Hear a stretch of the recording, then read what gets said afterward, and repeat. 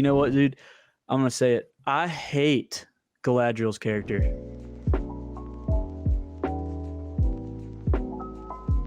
I cannot stand her. She annoys me very much. She annoys me really bad. You know why? Why? Because she's always so defensive. Every time someone comes up to her, she's like already automatically on the defensive or offensive. She's just like, it's just not becoming. She's just repulsive. Yeah, dude. Honestly, was her character development supposed to be that first little scene of her being a little kid? That I'm so mad about this. I'm just remembering this now, pissing me off because I don't give a about Galadriel's character, dude, at all. And it's really sad because I'm now thinking about it. I'm like, wow, this is this is the Lord of the Rings has come to. Kate Blanchett was like they didn't even show anything about Kate Blanchett and like the original Galadriel character, but you somehow, because they didn't show much about her, but they talked about her so much. Okay, yeah, and I have something else to complain about. Sorry. In this new episode of Rings of Power, this is less about the story and more about, again, something they did that just hurts the world building. Slow down. Like, let's take a chill pill. Dude, Elrond was in Lindon, which is basically the elven capital of like where all their smiths are and their craftsmen, like the beautiful town that I think you commented on or you sent me a text about. I really like the Lindon, the new city. It's really cool. There's a scene he's in Lindon.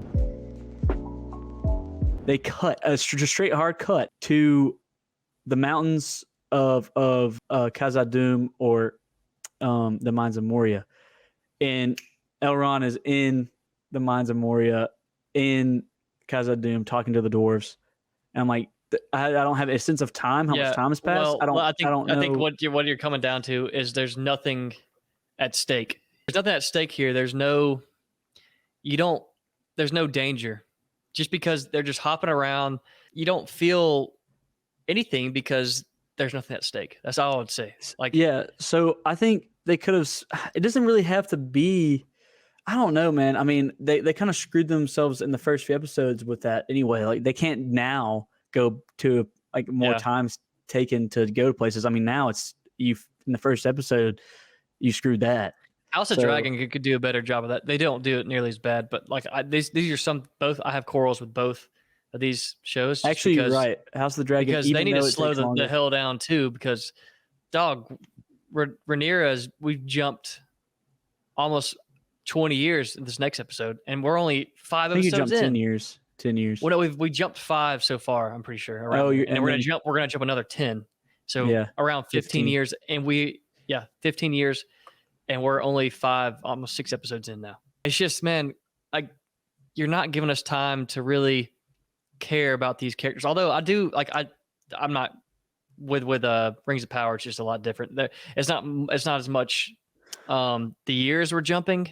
It's more so the locations we're freaking hopping around. It seems because like years in Lord of the Rings don't matter as much, because of how the world is and how long elves can live for, and even most a lot of creatures they can live like well over dwarves can live like 300 400 years or even longer, but hobbits don't. They live natural like men, unless you're Bilbo.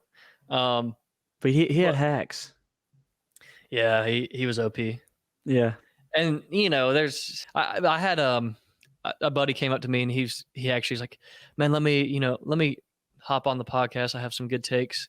I was like, maybe one of these days. We do want to get some guests on, so hopefully we can do that soon. But he said that they made Elrond kind of like a little bitch, for lack of better terms. Like, he's just not as like, doesn't seem like he's as badass as he was in the movies and even in the books. Like, this guy is one of the most powerful elves, if not the most powerful elf to ever live.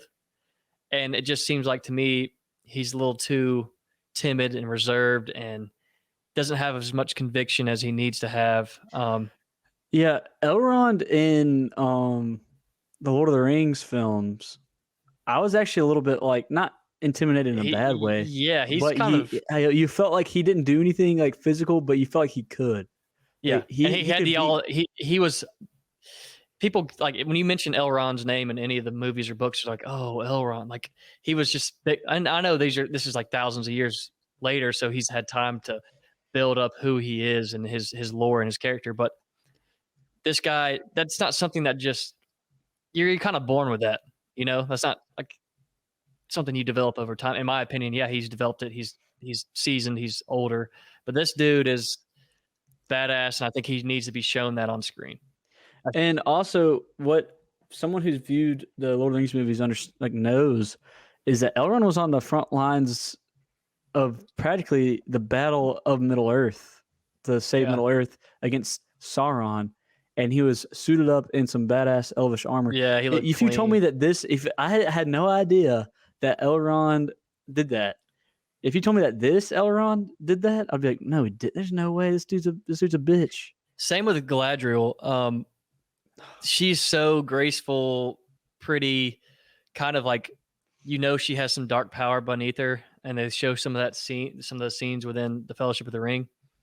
But if you told me that was Cate Blanchett, that Galadriel was the Galadriel now in Rings of Power, it just doesn't like. I think they might have made a mistake by doing stories that based off of characters we already know, and they're not matching the energy with those characters from the movies to now, and it's really hard to get fans. Why doesn't Elrond have black hair? Yeah, that's another thing. Like, just like it's really hard to get fans that are really obsessed with Lord of the Rings and the movies to buy into these new characters that we already know of. Well, that they're changing. Can I comment on that specific thing you just said? So I don't think that modern entertainment gives a shit about legacy fans. I don't think they care. I don't think they care about anything about that like that. I really don't. I don't think in any media sort, you can talk about movies, TV shows, video games, any kind of like entertainment medium, these shareholders and the people making this stuff, they do not care about the veterans of that sort of world or veteran fans of that. It sure seems that way because every time they make new Star Wars, if they're going on and they're making new Lord of the Rings, new Game of Thrones is a little more. It's hard to. The legacy hasn't been built up as much, so it's not old enough. It's not old enough to really say that. But Halo, like anything that they just. What's another one that was recent besides Star Wars, Lord of the Rings? Even Harry Potter too, because they've made like the new what are the Dumbledore Beast? Fantastic Beast, and they're not paying enough homage to the fans that have built them into what they are now.